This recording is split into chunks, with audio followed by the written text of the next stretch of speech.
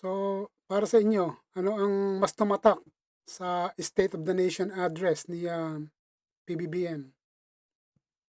So, sa akin yung ano yung tungkol sa removal, no? Planong removal ng systems loss charge ng Meralco. Kasi talaga namang itong charge na to, nakakapagpabigat, no? Sa bayarin sa kuryente. At lahat tayo dyan, apektado, no? Lahat ng gumagamit ng kuryente. So, dapat naman talaga na yung charge na yan, maalis. So, kung may isa sa katuparan yan, sa lalong madaling panahon after this zona, ay mas maganda. Ha?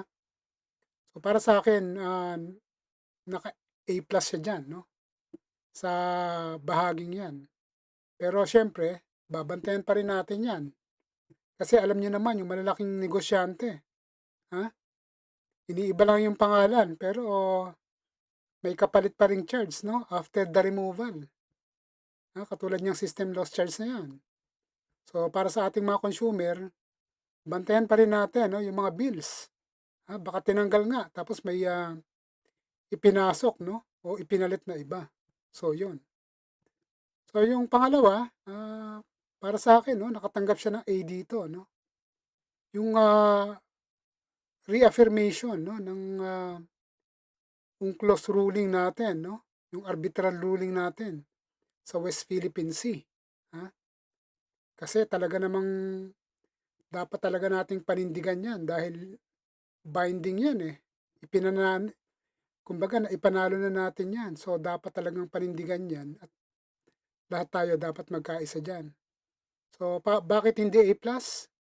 Kasi ano reaffirmation lang, no? Pero dapat may development tayong ginagawa dyan eh.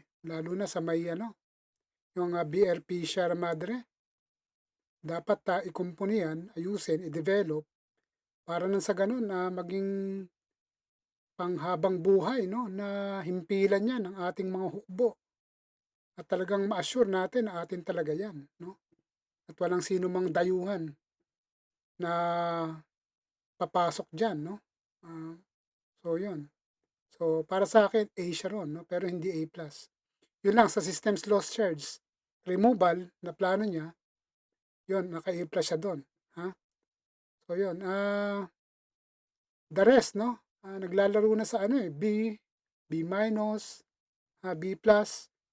At yung pinaka-failure siya sa akin, dito sa Paxilica, no? Kasi nga, hindi na ipaliwanag ng gusto to, no? Kumbaga, pumasok tayo sa isang agreement na hindi natin masyadong inaral. Yung benepisyo lang, lahat naman ng negosyo na pwedeng pasukin ng gobyerno may advantage at saka disadvantage.